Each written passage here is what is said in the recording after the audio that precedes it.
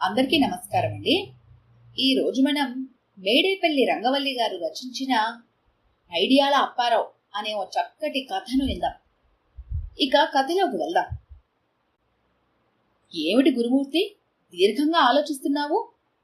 ఏదో ప్రకటనని అనుకరిస్తూ అడిగాడు అప్పారావు గురుమూర్తిని. ఏం లేదు అప్పారావు, మా మాంగారు సతీ సమేతంగా దిగి 15 రోజులుంటాట. నిన్ననే అందింది వర్తమానం, నీరసంగా అన్నాడు గురుమూర్తి. అయితే ఏ సంతోషమేగా? ప్రశ్నార్థకంగా ఫేసు పెట్టి అడిగాడు అప్పారావు. ఏం సంతోషం, బడ్జెట్కి గండి పడుతుంటే.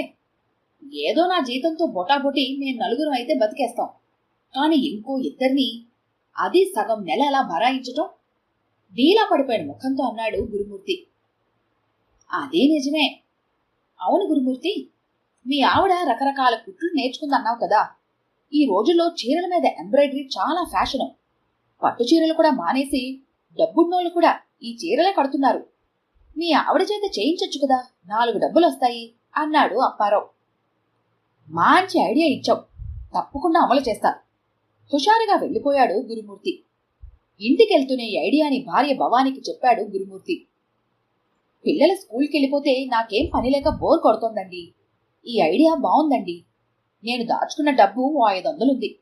కావలసిన సరంజామా రేపు బజార్కెళ్ళి తీసుకురండి అంది భవాని. అంతే, 2 నెలల్లో బోలెడు ఆర్డర్లొచ్చాయి. చీరకి 200-300 చొప్పున వర్క్ని బట్టి తీసుకొని చాలా లాభం ఆర్జించింది భవాని. 6 నెలలకి మోపెడ్ నడిపే గురుమూర్తి కాస్త మోటార్ సైకిల్ ఓనర్ అయ్యాడు. మోటార్ సైకిల్ని పార్క్ చేసి ఆఫీస్లోకి వస్తున్న గురుమూర్తిని చూస్తున్న టైపిస్ట్ మోహన్ రావు, చూడప్పారావు, గురుమూర్తి దర్జా బికారులా ఉండేవాడు, నవాబులా తయారయ్యాడు. కాలమహిమ.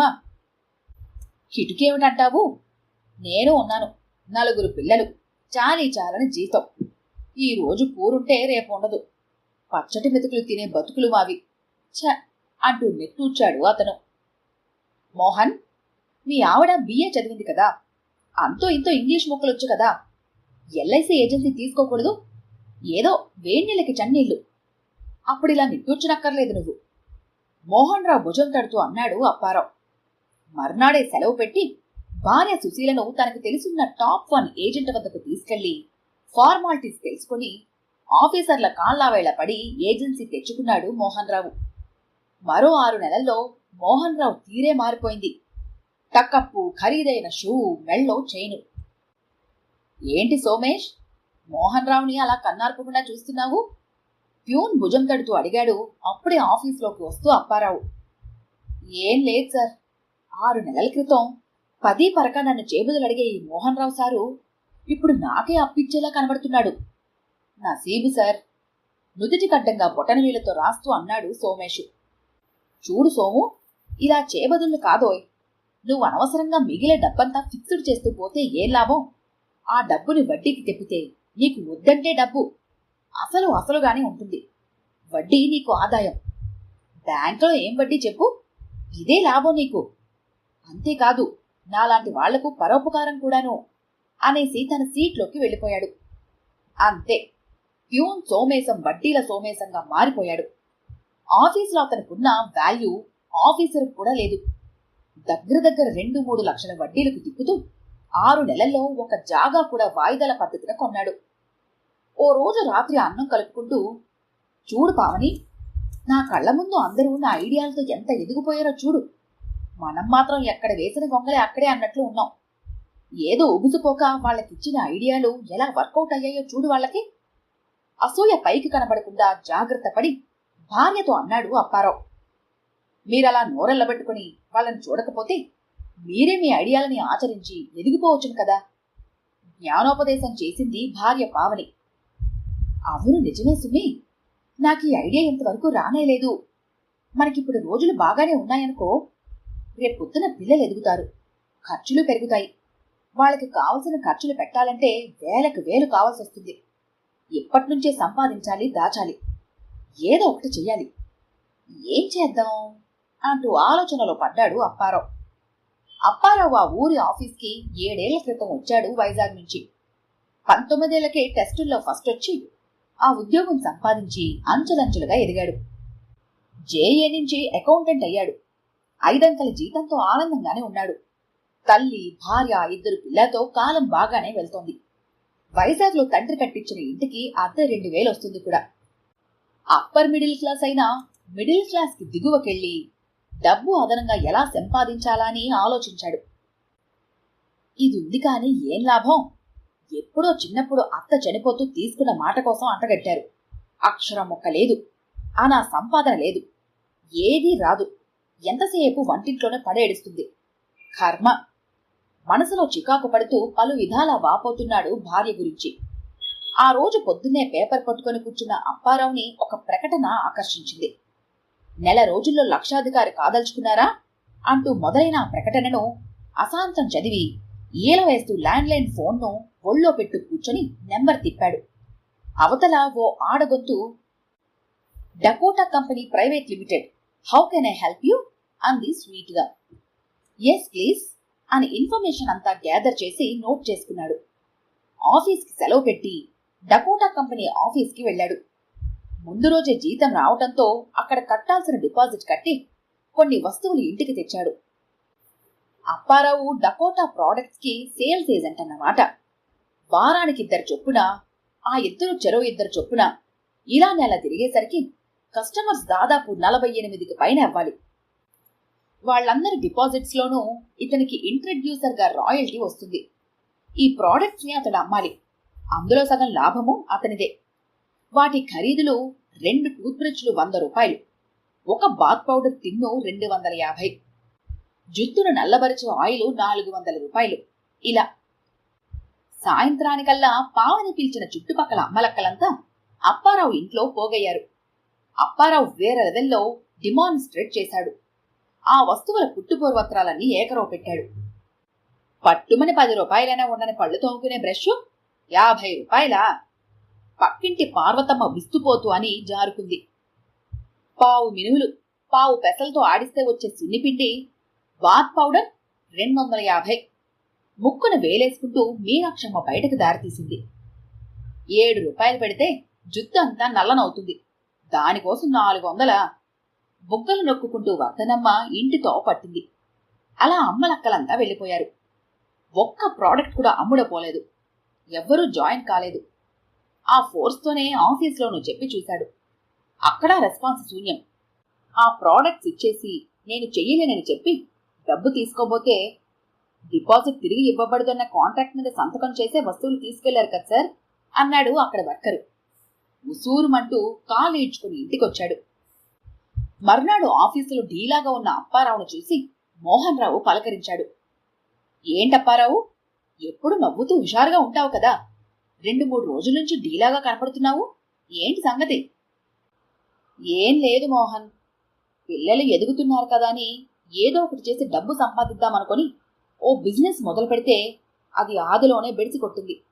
మొన్నటికి మొన్న మా అమ్మ తీరి కూర్చొని బూజు దులపబోయి స్టూలు కదిలి కింద పడి కాలు విరగొట్టింది. మా బుజ్జిగాడికేమో అస్తమాను ఏవో కంప్లైంట్లు. ఇలా అనుకోని ఖర్చులు ఎదురైతే ఎలా చెప్పు? ఆపద్బాంధవుడిలా సోమేశం ఉన్నాడు కదా, తీర్చుకోవద్దు, 100కి 3 రూపాయలు వడ్డీ ఇచ్చుకోవాలి, మళ్ళీ తీర్చే దారేది? ఏం లాభం లేదు అన్నట్టుగా అన్నాడు.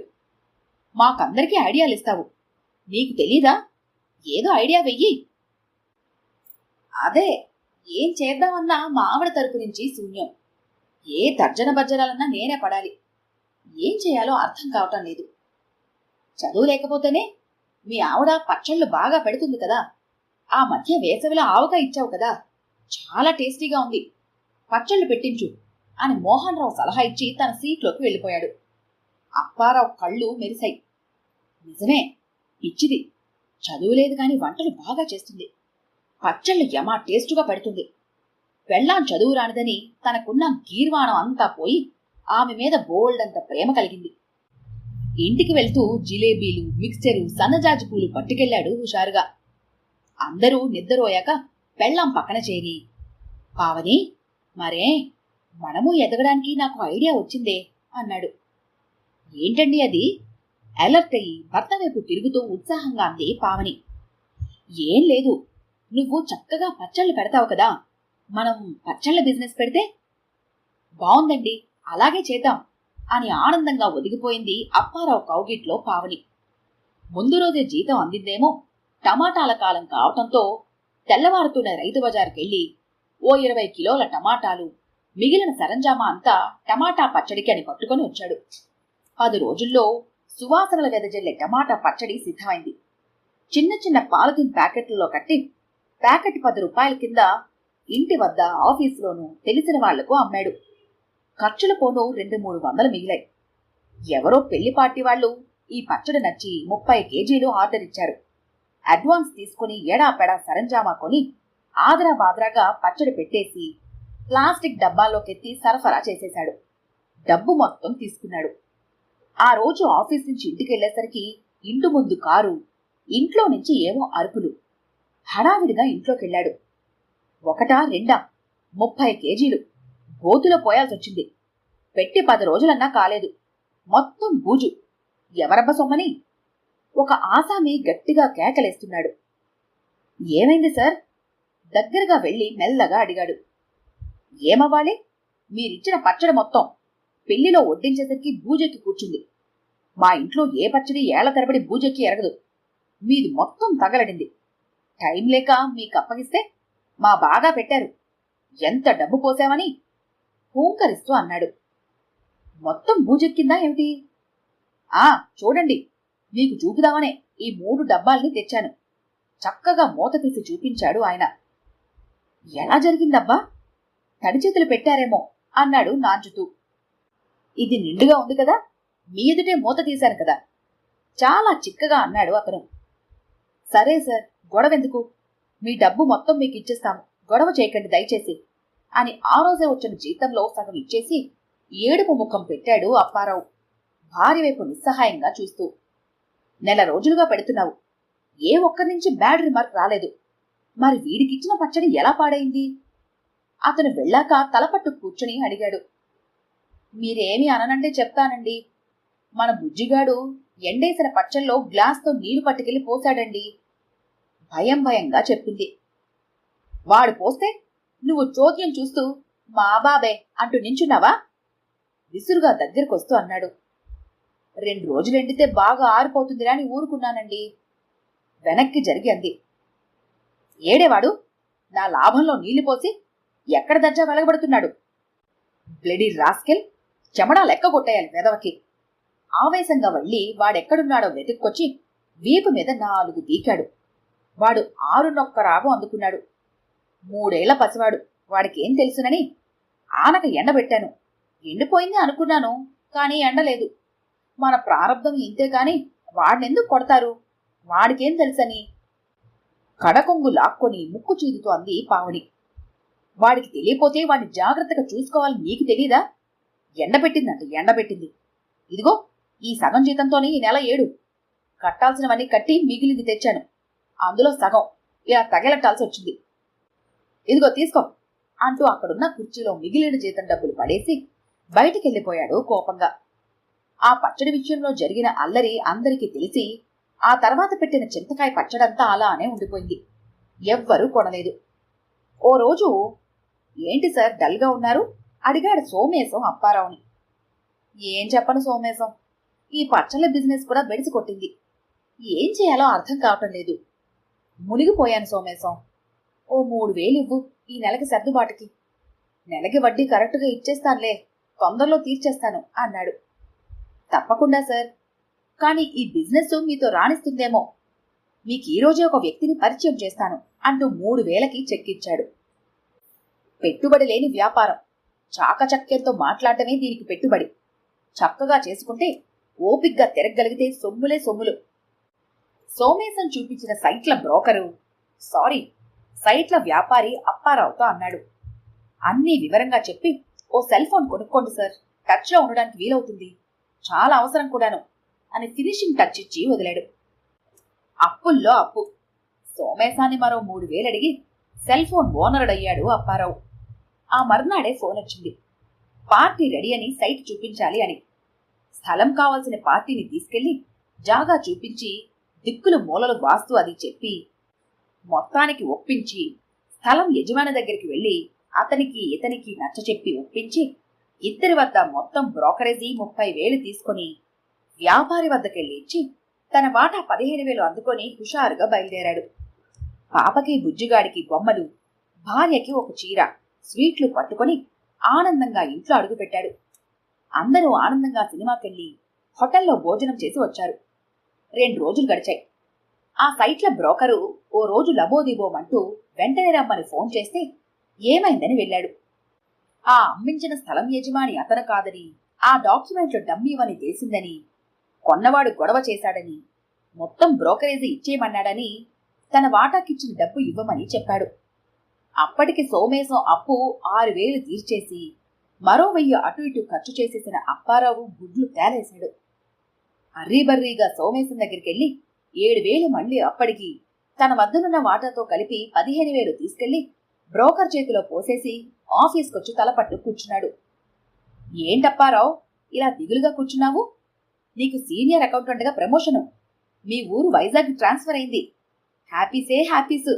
నీ పని బావుందిలే, ఆఫీసర్ గారు ఆర్డర్స్ ఇస్తూ అన్నాడు. అందరూ షేక్ హ్యాండ్లు ఇచ్చి అభినందించారు. అప్పు ఎలాగైనా తీరుస్తానని సోమేశానికి హామీ ఇచ్చి ఆఫీస్ నుంచి ఇంటిదారి పట్టాడు అప్పారావు. భార్యకి ఆర్డర్స్ చూపించిన తర్వాత సైట్ల బిజినెస్ తో తగిలిన దెబ్బ గురించి చెప్పాడు. మనకిలాంటివి అచ్చి రావండి. ఇక మీద డబ్బు సంపాదన ఐడియాలు మాని వచ్చే డబ్బుని జాగ్రత్త చేయడం నేర్చుకుందాం. ఏదైనా మన మంచికేలేండి అంటూ భర్తని ఓదార్చింది పావని. డబ్బు ఇంకా ఇంకా సంపాదించేద్దాం. తక్కువ సమయంలో ధనవంతులైపోదాం అనుకోవడం జబ్బు లాంటిది. ఎంత సంపాదించినా, ఎంత ఉన్నా ఇంకా సంపాదించేయాలనే ఉంటుంది. ఎక్కువ సంపాదించాలని, త్వరగా ఎదిగిపోవాలని పెద్ద పెద్ద అడుగులేస్తే అప్పారావులా బోర్లా పడక తప్పదు. వచ్చిన దాంట్లోనే ఎంతో సౌకర్యంగా సుఖంగా బ్రతకడం నేర్చుకుంటే, అందులోనే తృప్తిని పొందగలిగితే జీవితం ఆనందంగా ఆహ్లాదంగా గడుస్తుంది. ఈ కథ కనుక మీకు నచ్చినట్లయితే లైక్ చేయండి, షేర్ చేయండి.